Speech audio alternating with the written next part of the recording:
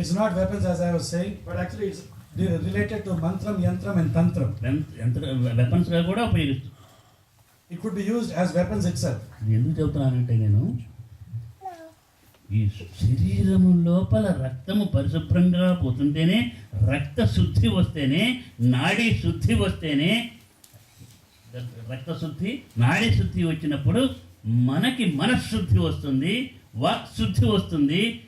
మొత్తం శుద్ధమైనప్పుడు దాని లోపలికి ఆ యొక్క భగవంతుని యొక్క శక్తిని, ఆ కాస్మో ఎలక్ట్రోమాగ్నెటిక్ పవర్ని రిసీవ్ చేసుకునే అర్హత వస్తుంది, కనెక్షన్ ఏర్పడుతుంది.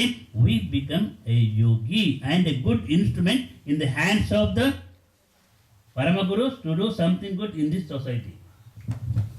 So when we purify the blood and when we purify the nervous system, then we get manasuddhi, that is purity of the mind and purity of the word. Then we'll be able to draw on the electromagnetic power that permeates this universe. Then we'll develop the power to become yogis, and then become fit instruments in the hands of Parama Purushas to do work for the society, betterment of society. అక్కడ రెండు శుద్ధుల నా ముందు, రక్త శుద్ధి, నాడీ శుద్ధి. జాగ్రత్తగా వినండి, ఏం కష్టం లేదు. అసలు మన వాళ్ళు ఆధ్యాత్మికత అంటే భయం పుట్టి పరిగెత్తేది చేస్తున్నారు, కానీ ఎంత తేలికనంటే అరటి పండు ఒలిచి నోట్లో పెడితే గబక్కన మింగటం ఎంత తేలిక అంత తేలిక.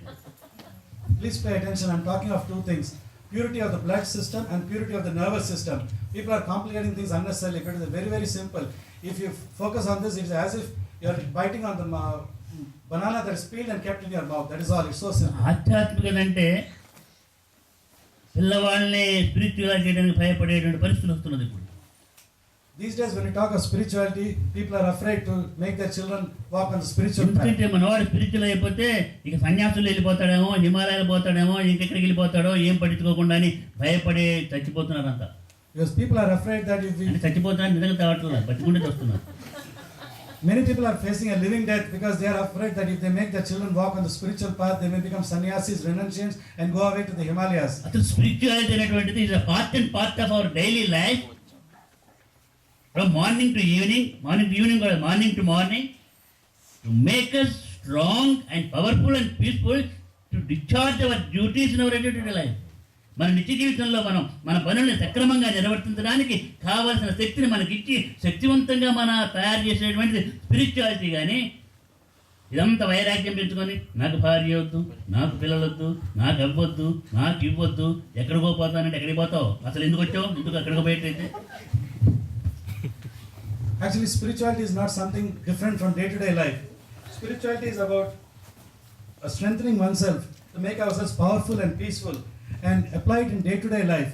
If some people say that they do not want to get married, they do not want to take part in this day-to-day life. If that was so, why did you even come?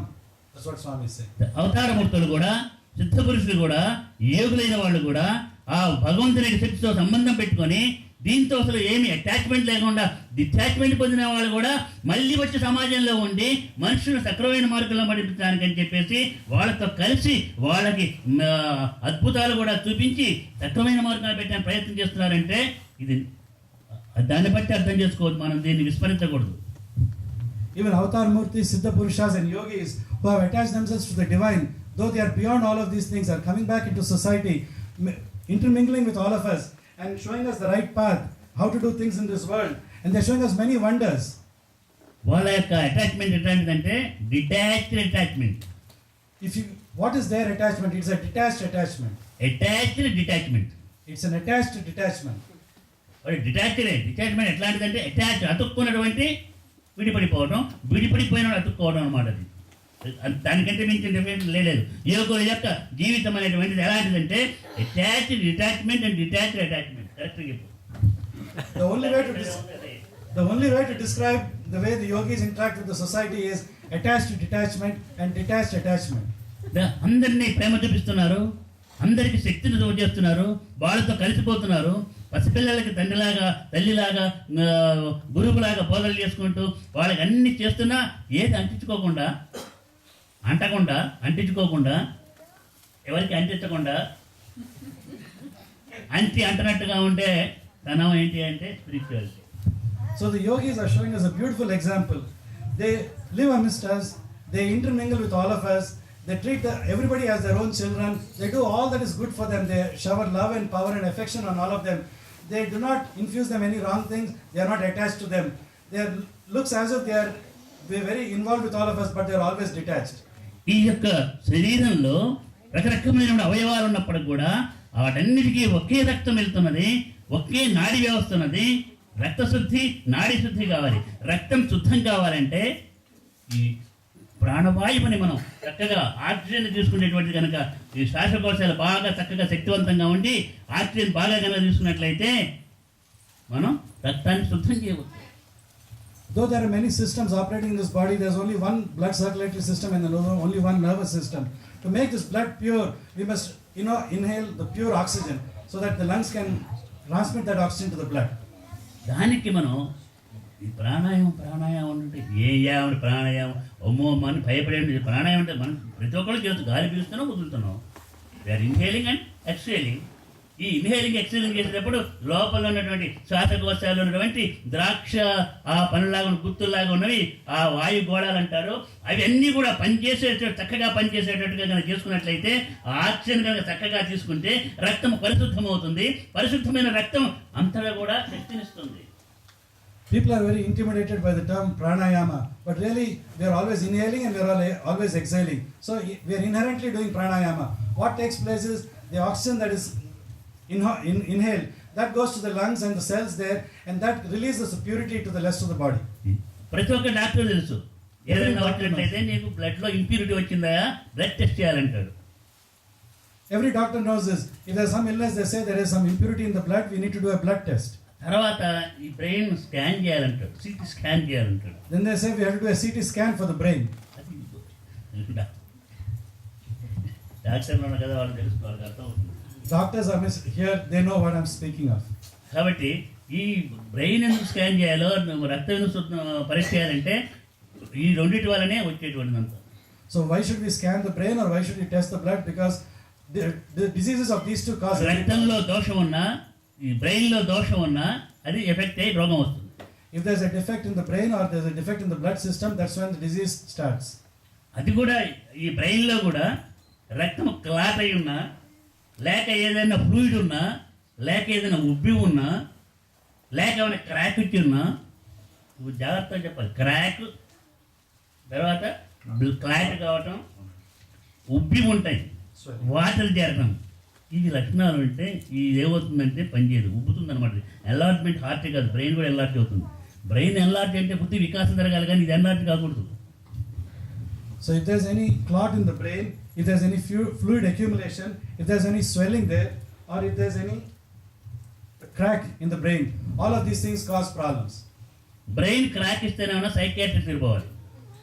If there's a crack in the brain, then you have to go to the psychiatrist. వాడితే crack రా అంటామే. Crack అంటే ఏంటంటే brain crack అనమాట. ఏదో ఒకటి జరిగి ఇది కానీ క్రాక్ అయితే ఉన్నట్టుండి విపరీతంగా కోపం వస్తుంది. ఆ క్షణంలో వాడు ఏం చేస్తాడు, వాడి పిచ్చి బలం అంటారే, జ్ఞాపకం కూడా పగలు కొట్టిండి, ఆఖరి తలుపులను కూడా పగలు కొట్టే ఆ యొక్క శక్తి వస్తుంది. So when somebody goes mad or crazy, then they get so much energy that they can even break a door. దాన్ని ఎవరో మేరీల్యాండ్లో సైంటిస్ట్ వాళ్ళ ఇది ఉంది, రీసెర్చ్ చేసేటువంటిది ఉంది. There's a research facility in Maryland. NIH, National Institute of Health. ఆ scientist నేను దాదాపు 2 గంటలు డిస్కోర్స్ ఇచ్చాను. తర్వాత వాళ్ళు 2 గంటలు నన్ను ప్రశ్నలు కూడా వేశారు. Swami gave a discourse there at the National Institute of Health for 2 hours, and then they asked questions. కొన్ని సంవత్సరాల కింద అదే ఫస్ట్ టైం వాళ్ళు తిరగటం అక్కడ. This was 2 years ago, and this was the first time that they could have Swami's talk there. అప్పుడు ఇది దీని గురించే వచ్చింది. The topic was on this that Swami just mentioned. దీని గురించి. What was it? Brain. It's about the brain and the crackness of the brain. ఏమడిగారంటే, స్వామి ఇందాక మీరు ధ్యానం గురించి చెప్పారు కదా, ఫోకస్ చేస్తే శక్తి వస్తుందని చెప్పారే.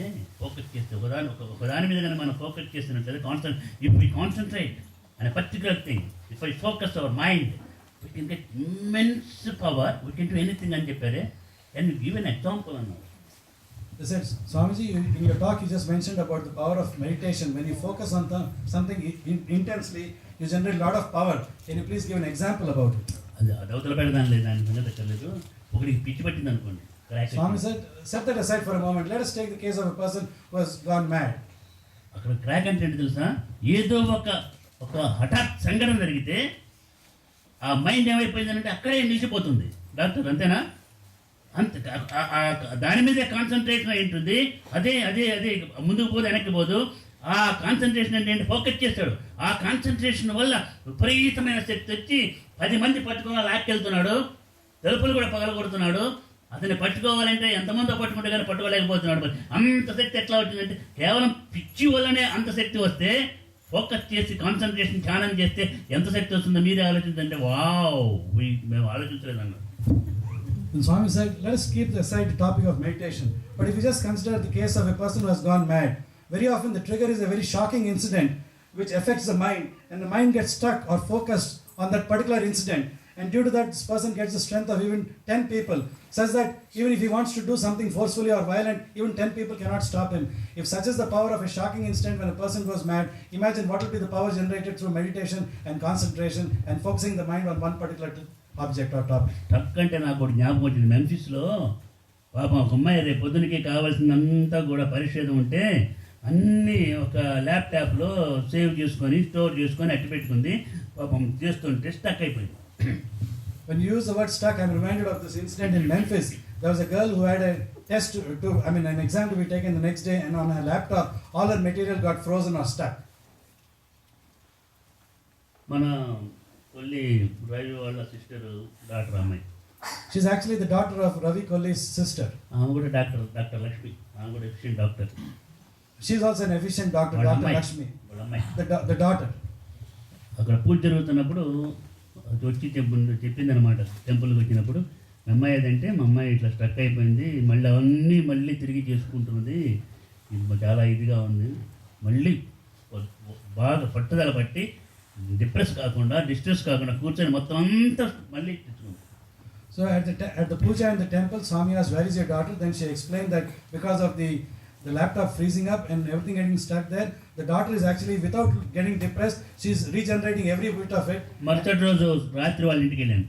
The next day night, Swami went to their house. వెళ్ళడంతో లోపలికి వెళ్ళి గదిలోకి వెళ్ళిన తర్వాత నేను స్నానం చేసి, అమ్మాయి ఏది ల్యాప్టాప్ పట్టురా అన్న.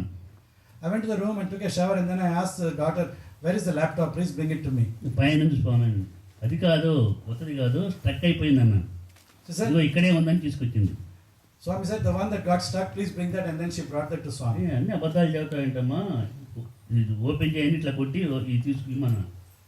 Then Swami said, why do you tell lies? He gave it a blow and he said, open it. Open చేసి వచ్చేసింది మొత్తం. Then everything that was stuck came unstuck also. మనం ఏం చేస్తున్నామంటే, మన మనసు కూడా కంప్యూటర్ లాంటిది. Our mind is also like the computer. మనం ఏం చేస్తున్నాం అంటే ఏదో నిర్లక్ష్యంగా ఉండో, లేకపోతే మనకి ఏదో కావాలో ఒకచోట స్టక్ చేసుకొని అట్లాగే అయిపోతుంది. ఆ స్టక్కులన్నీ మళ్ళీ కరెక్ట్గా వచ్చేట్టు చేసే పని ఈ పని అనమాట, repair work. Our mind is also like a computer. Sometimes either due to indifference or wrong desire, our mind gets stuck, and then fixing that is all of this process. The mechanic. The yogi's work is of that of a mechanic to fix the mechanic పని, scavenger పని, ఒక పనే. The yogi's work is of that of Gorkha పని. గోర్ఖా అంటే body guard పని. So the yogis are so kind, they do the job of a mechanic, of a scavenger, and of a bodyguard to protect us. Surgeon పని. They do the work of a surgeon. అది గురువు చేసే పని కూడా, సర్జన్కి గురువుకి చాలా సంబంధం ఉంది. There is a great relationship between the surgeon and a guru and a surgeon. Surgery చేయాలంటే మనకు తెలియకుండా చేస్తాడు. Surgeon, if he has to carry out an operation, does it without our feeling it. మనం అట్లా కాబట్టి ఆయన కోయేసినట్టయితే మనం అటు తిరిగి ఇటు తిరిగి ఆయన కోయటం కదా, ఆయనే మనం కోస్తాం. If we were to experience the pain of surgery, then we would take action on him and we will cut him up. అందుకని మనకు మెదలకుండా ఉండేవి చేస్తాడు ముందు. Therefore, so that we do not move around, అంటే మనల్ని మత్తులో పెడతాడు. he makes efforts. That means he gives us surgery చేయబోయే ముందు ఏం సరే మత్తు మందు డాక్టర్ని పిలిచి మత్తు మందు ఇప్పిస్తారు. Therefore, before the surgery, they give us anesthesia.